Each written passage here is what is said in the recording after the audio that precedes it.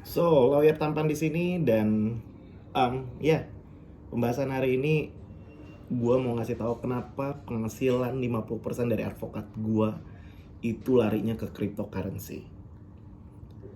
Just information, saham di dunia ini banyak. Ada saham forex, saham reksadana, saham emas, saham IHSG di Indonesia. Cuman gue memilih cryptocurrency sebagai penunjang penghasilan advokat gue untuk ditambungkan di investasi cryptocurrency.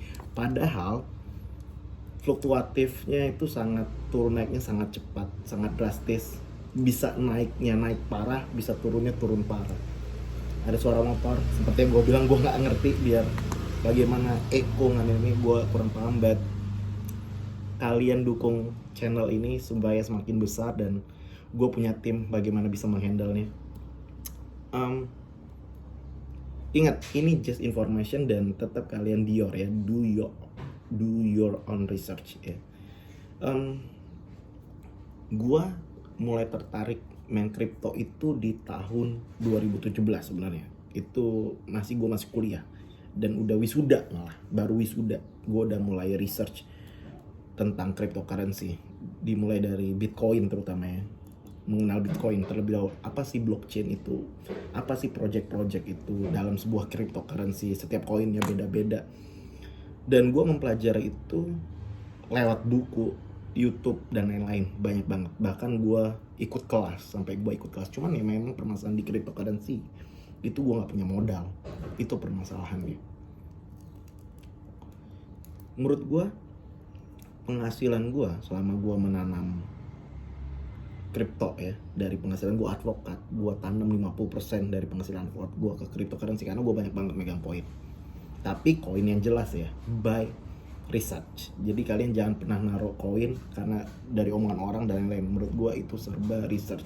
Dan kalian harus research sendiri projectnya apa, lalu bagaimana coin market cap dia, dan lain-lain. Banyak banget indikasi dan gue nggak bisa karena gue bukan konsultan kripto ya. Gue hanya cuman memberikan informasi aja gitu loh.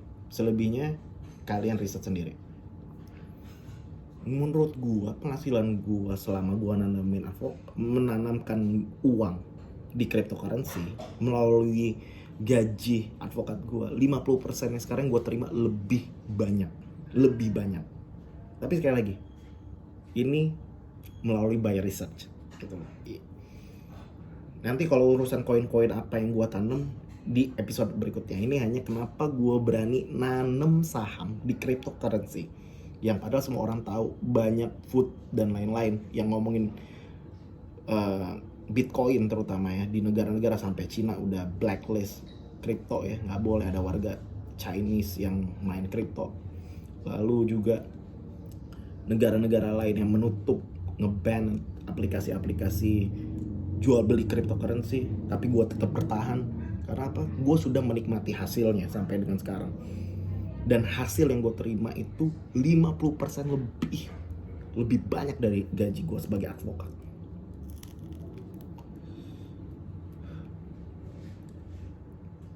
Dan berikutnya juga, kenapa gue nanam kripto? Banyak kawan gue yang kaya dari kripto. Gila, banyak banget yang kaya dari cryptocurrency. Bahkan mereka sudah punya rumah. Ada yang nikah melalui uang kripto. Luar biasa.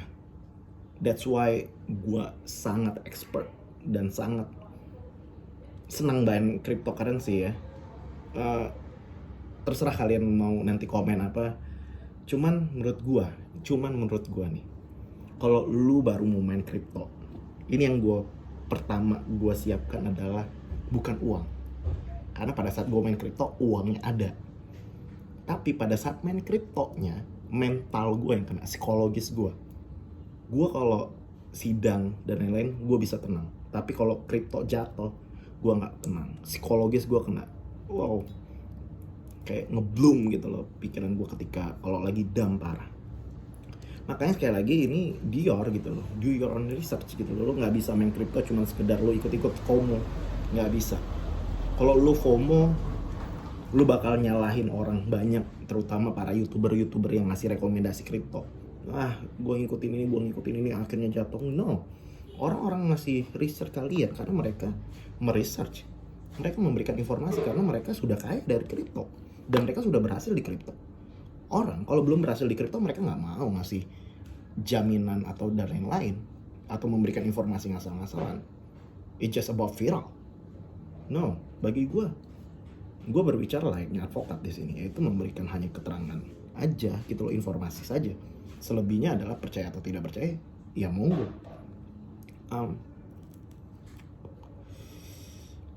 Kripto banyak kalian kalau misalkan mau belinya ada di toko kripto, ya.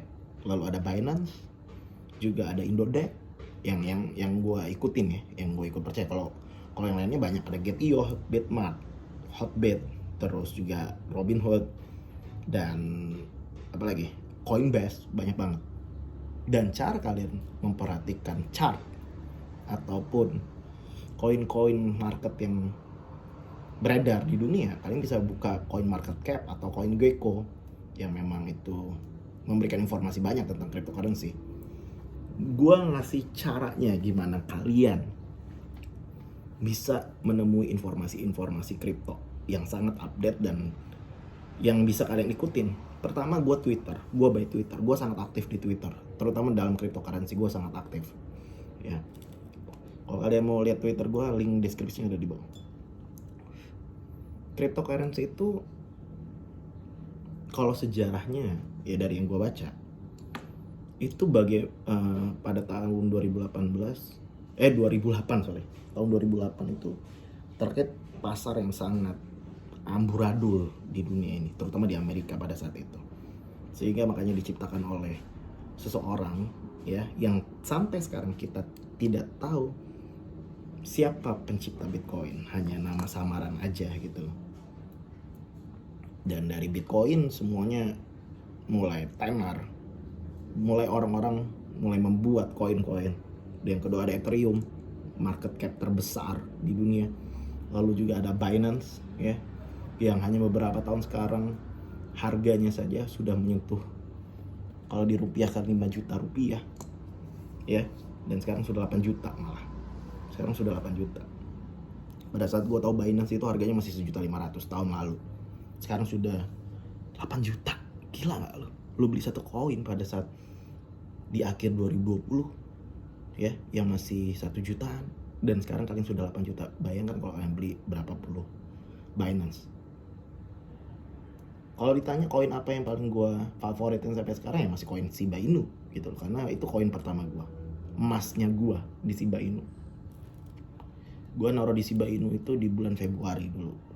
Di bulan Februari, tepat pada saat gue ulang tahun, dan tepat pada saat itu YouTube mulai mengenalkan koin Shiba Inu. I don't know, but kenapa ya pada saat itu gue naruh Shiba Inu itu?